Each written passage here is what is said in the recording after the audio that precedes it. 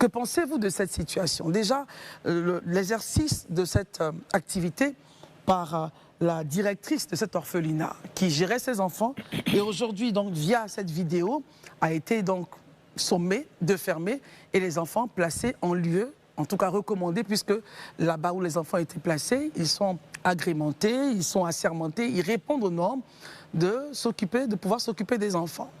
D'abord, il faut dire que dans notre pays, beaucoup de nos mères, beaucoup de nos sœurs ont beaucoup d'amour pour les enfants, même quand il ne s'agit pas de leurs propres enfants.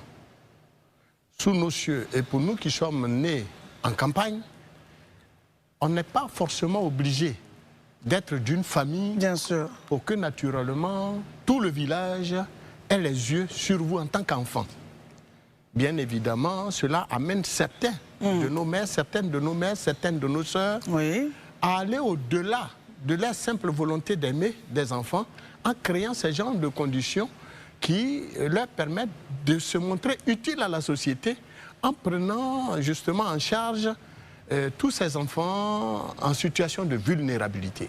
C'est le cas de cette jeune dame à l'analyse de la situation.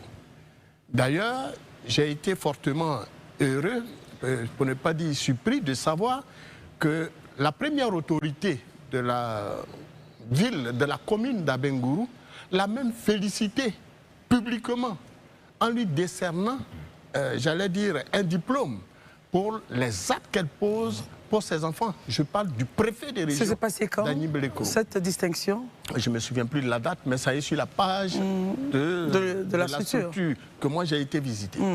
Mais au-delà, j'ai également été fortement surpris que le ministère, dans son communiqué, nous rappelle avoir fait une enquête qui date d'il y a 2 ans et qui a permis de savoir que la dame n'avait pas la qualité, les structures, les conditions n'étaient pas aux normes. Pourquoi ils n'ont pas fermé? Séance tenante.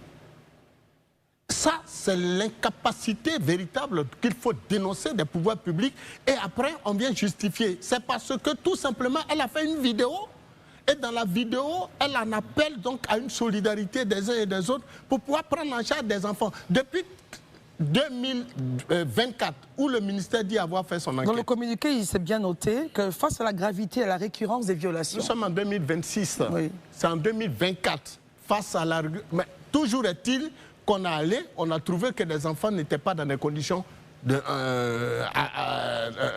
les conditions normales. Qu'est-ce que l'État a fait à travers le ministère? Rien. Et on a laissé la chose couler. D'ailleurs, les enfants, nous le constatons.